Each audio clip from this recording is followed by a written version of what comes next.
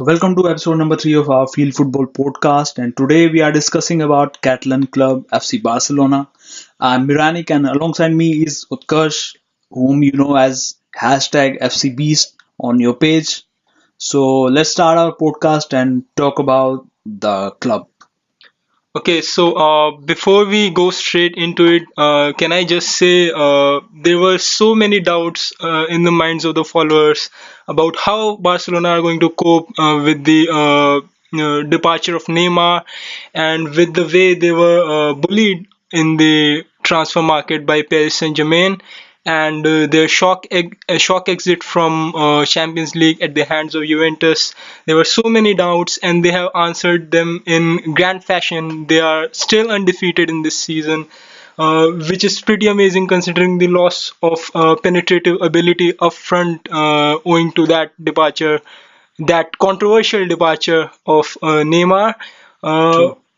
but they have fared incredibly well, and all the credit goes to the new manager, Ernesto Valverde, who has adapted really well to the Barcelona style of play, and I think the road ahead is looking pretty bright for the club.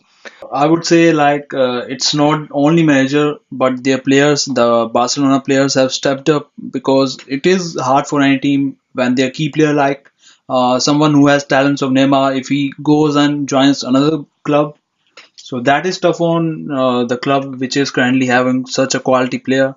But they have played well. Like in the league, if you see, they have won 7 games out of 8, and they drew one game, which was against Atletico Madrid. And it wasn't a bad game for Barcelona, I would say, because they are still having a lead of 4 points, as opposed to their second place team in the league, that is Valencia, and their rivals Madrid, over whom they hold a 5 points healthy 5 points lead. So things pretty much look good for Barcelona as of now, but it's a football, and if you don't play well on a given day, you can really slump down. But for now, Barcelona is doing good in the league, and I think they will do reasonably well in the UCL as well, and they are playing a game. I guess what's that game? In the UCL. Olympiacos in the UCL. Yeah, they are playing Olympiacos in the UCL, which is an home fixture, Yeah. and I do think they will do well in that. Well, talking about Neymar's departure, I have a slightly different perspective on that.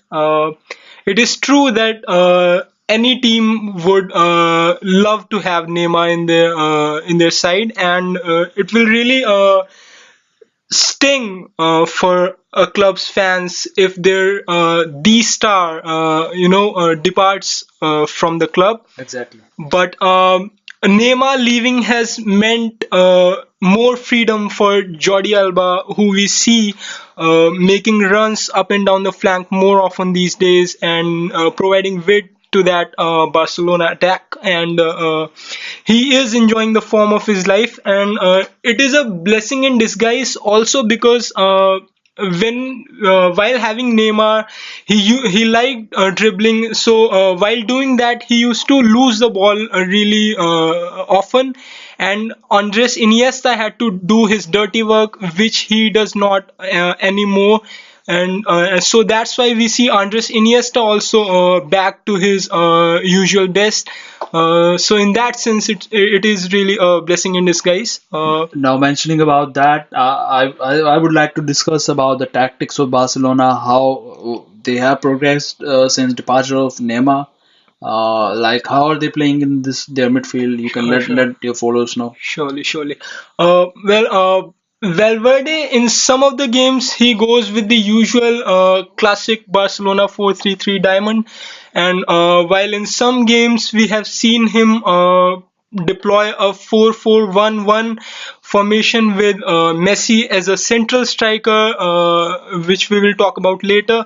But that 4-4-1-1 really shifts to a more 4-2-3-1 with Messi back to a false nine position and a double pivot of Busquets and Rakitic. Now, the way that works is you see in the beginning, Luis Suarez on the left. What he does is he runs to that central striking position, and Messi drops deep, creating a lot of problems for other defenses. So in that sense, Valverde is trying to achieve what he perfected at his previous stint at his previous club, Athletic Bilbao.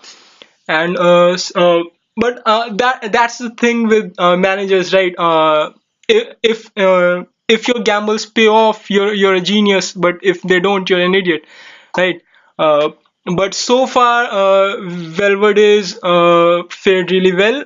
The teams, that confidence of Barcelona is back, and we can see even the addition of Semedo has been a blessing in disguise, where we fared poorly at that position with Roberto struggling with inconsistency, which he isn't anymore. So yeah, that's how Barcelona are adapting under Ernesto Valverde. And now I would like to talk about the forwards of Barcelona. I think Messi is playing as a false nine. Yeah, Messi's playing. He's playing as a false nine. He drops back between the lines, and he makes those runs. Literally every attack goes through him, and we see him sacrificing sometimes his position for Suarez, and but a good addition has been Duelefeu, who we see likes going forward. He likes taking on those defenders, and he likes cutting back. And his link-up play sometimes with Messi is just a treat to watch. So that has been a great addition to the squad as well. We are unfortunately without Dembele And right now. Suarez is playing on the right wing, I think. Suarez, he is playing on the left wing, but technically he's still in that striker position. Okay. That is right work for Barcelona, I think, for now, because they have lost Dembele to up till January, I think. Yeah, genuine. Now talking about the midfield of Barcelona, they signed a new player about which many fans had doubts. I mean, all over the world, people were in shock. Like, Chinese. why would you bring a Yeah, guy from a Chinese league right. whom no one rates any good, because they are just investing money and getting a player to play in that league, which can be good for development of football in China. But overall, you if you whenever you listen that player is coming from China to play in the top European league, that reaction is expected, I think. Yeah, yeah. And Paulinho I think he has proved his doubters wrong. He has been good for the national team, and for Barcelona, I think he had been good so far. I think he scored in his first match at Camp Yeah, yeah, Nou. yeah. Yeah. So let's talk a He bit scored in about. his first match. He scored in an away game. Yeah, so that is something really good from Yeah. a player about whom many people were having doubts. So let's talk about Paulinho. How good he has been for the team. Well, the thing with Paulinho's signing is that despite what you and I think we all agree that the people in charge aren't that stupid to splash 40 million on a Chinese reject, which he was not. He was faring really well. He is consistently making Brazil's starting 11s. Even that we saw that in the qualifiers as well. Paulinho's role in the team is, I think, again really crucial. Uh, he is sort of like Rakitic in his style of play. He is a box-to-box midfielder, albeit with a greater intensity and greater propensity to attack, which he is really good at again. So yeah, I think we after Xavi left, we were still and we are still searching for that holding midfielder who will change the dynamics of Barcelona midfield. But how we coped with that in Xavi's absence was give that role to Rakitic, who again provides that mobility in the midfield. Paulinho has really fared well in that position. He comes on for Rakitic, and he's dangerous in the box as well. His heading ability, we have seen that manifested once in the previous games for Barcelona. And Now, yeah, talking about Iniesta, I would like to ask you one question. That is, do you see Paulinho as a replacement for Iniesta? Because believe it or not, he will be going out of touch in some few seasons, in coming right, seasons. right, right. So, do you think Paulinho can replace Iniesta in the midfield? No, I think Paulinho isn't your what do you call it? A creative midfielder. Okay, He's a tank when it comes to going up and down the field, okay, but he doesn't have that creative mindset to pick those passes to deliver those what do you call that smooth through balls to the Barcelona attack. right. So he lacks that, but he makes up for it I think in his intensity. he is a good player, but he isn't a world class player that Iniesta has been for years Yeah, for he Barcelona. isn't built for that role. You can say Yeah, that. I think I would really like to see Denis Suarez in that position. interesting. Because he has that creative edge. I believe. I think he would be really great. If it will be really great if Barcelona could hold on to him and don't let clubs like Paris Saint-Germain again Yeah, swoop in. So yeah, that is expected from any club who is having a big amount of cash in their pockets, right, right. like with the likes of PSG, and I would mention Manchester City here, Manchester City who as are well. riding high on the form in the English league. Like they are also in the same on the same points as Barcelona is in the La Liga. That is 22 points from 8 games, and their goal difference is also incredible. Manchester City have 25 goal difference, whereas Barcelona is having 21 goal difference. So yeah, that's how the clubs who have the cash in their pockets, they can dominate the league. It's easy to do as Right, compared right. to other clubs. Even we spent like 150 million on Dembele, so I don't really have much to say on that. I would also like to talk about Coutinho, on whom they were about to Right, spend right. same amount of money, like 180 million something was reported, Yeah, on which Liverpool had their stance that yeah they won't sell their player because he absolutely. was a key player for Liverpool, and selling a player that late won't make sense for many clubs. For some, it can make Neymar, I would say. They sold Neymar late, but I mean, player was interested and there was no release clause. That comes in the case of Coutinho because he Right, has been bound by no release clause. right. So that's how Neymar was able to go from Barcelona to Paris Saint-Germain, but Coutinho couldn't make same thing happen. So that's how the transfer market works. Now, after talking about midfield and a bit about transfer markets, I think we should discuss a bit about the defense of Barcelona. How it is going? Is PK at his best right now or not? No, PK is not at his usual best, but I would say this considering our fullbacks like to move up the pitch. What we have seen is Barcelona have just conceded 3 goals in their games in La Liga, and which is incredible because PK is not at his best. But Umtiti, oh my God, what a signing he was! He has turned out to be for Barcelona, and he has his own chant. I think at the Camp Nou as well. Okay. PK isn't at his usual best, but he still doesn't get caught out of his position, which we see even.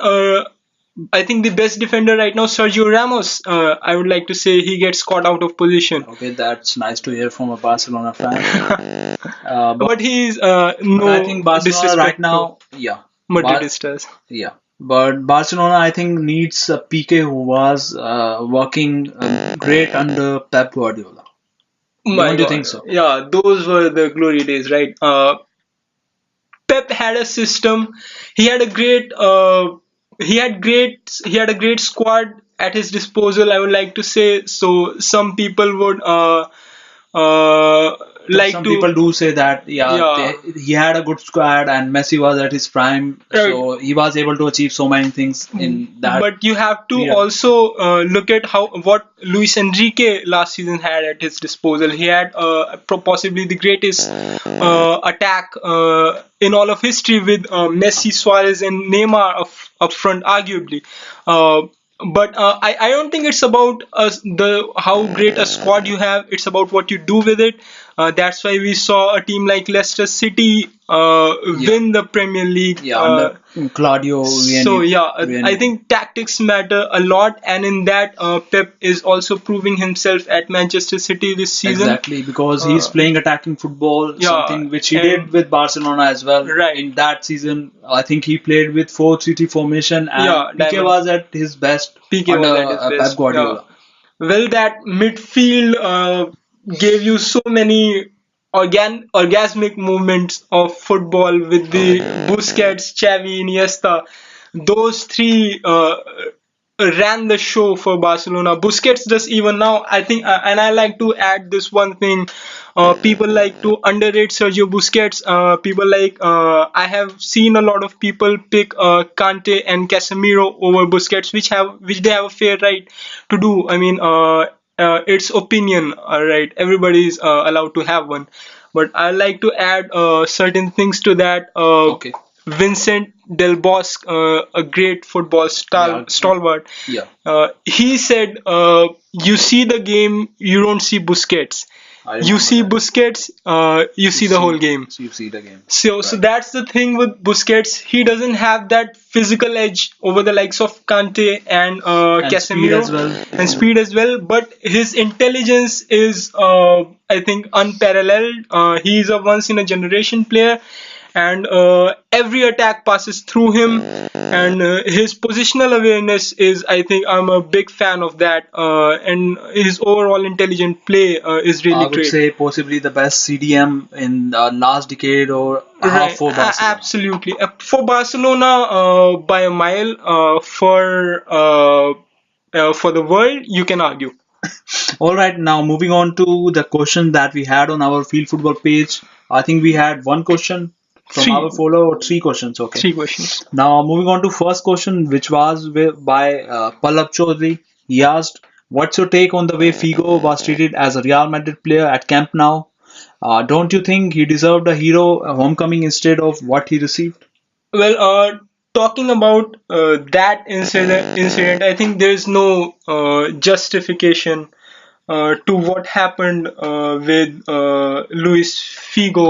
Okay. I think it was absolutely reprehensible behavior from those Barcelona fans. I think it's a blot in the history of football. I think it's a blot in the history of Barcelona, and it is something that further fueled the rivalry between Real Madrid and FC Barcelona. And I really cannot defend the club on that front.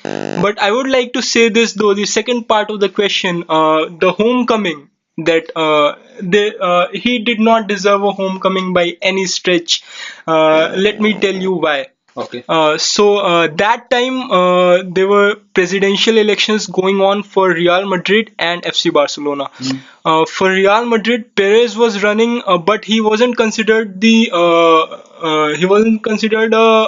hopeful. You can say for Barcelona, Joan Gaspart was running, and he was set to take over the club. But and what really happened was Perez contacted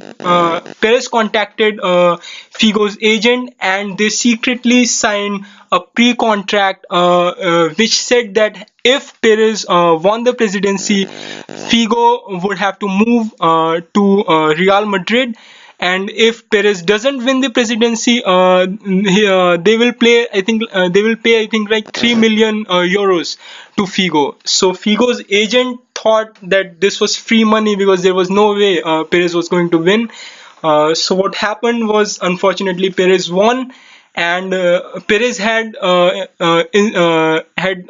added a speculation to that contract, saying that if Figo does not sign in his presidency, then Figo will have to pay 30 million euros to Real Madrid. So Figo asked Barcelona to pay that amount, which they refused, and that is how the Figo transfer unfolded. Figo had previously said that there was no pre-contract with Perez, and he had assured fans that the transfer will never happen. So you can imagine the emotions were riding high, and it almost felt like a betrayal Or of I sorts. would like to say it was cunning of Perez and Yeah, somehow a master stroke to bring a player like Figo to you Real can Madrid say that, because but that Real Madrid team was something. Galacticos, yeah. Yeah, sure, that was a good team. Uh, Everyone used to admire that team. Right. Figo was the best player at the turn of the century, and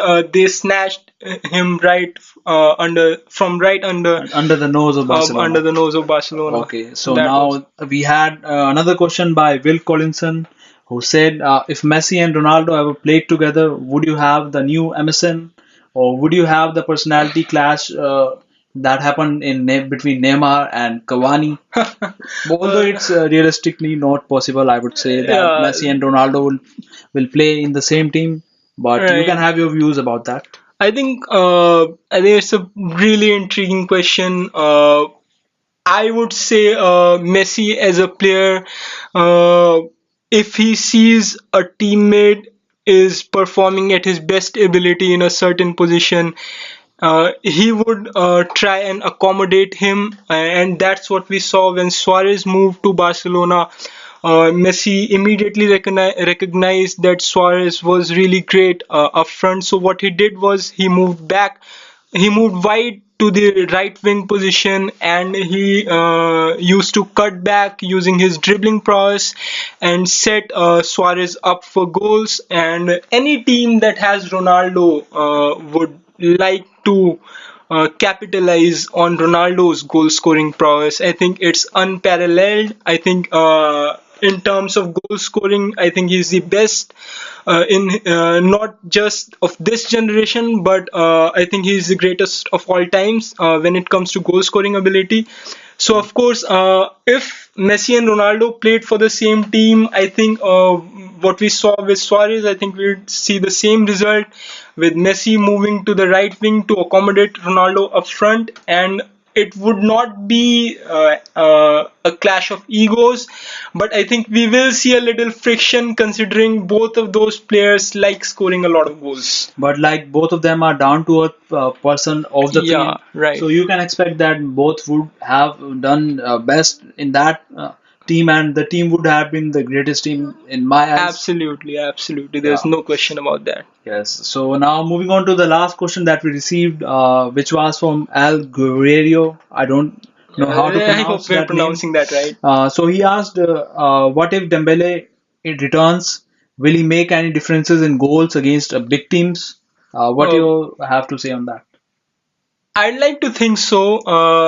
Dembele's injury was unfortunate, but I am really skeptical of Valverde's use of Delefeu. I think he has used Delefeu conservatively. He should deploy him at that RW position more often. But regarding Dembele, that loss of penetrative ability down that left wing, Left I'm sorry, flank. left flank, I'm sorry, Dembele was brought in basically to to bridge that gap, right?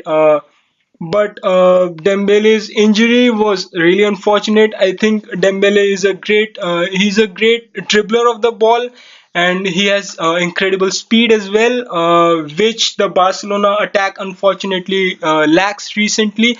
What we saw in Atletico Madrid game, the last game, everyone who moved up front was looking for Messi to pass the ball to him in the box, which should not be the case Hmm. because it is a team game, and if you see you have a clear shot, you should take it.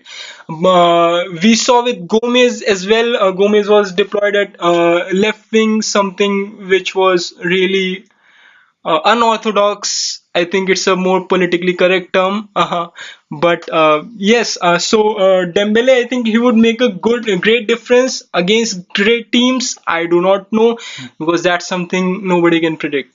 Okay, so well, this brings us to the end of our podcast. I would say that Barcelona is really doing good so far in the league and in the Champions League as well. And their top player, that is Lionel Messi, he has scored already 13 goals in the 10 games this season Right. and gave 2 assists as well.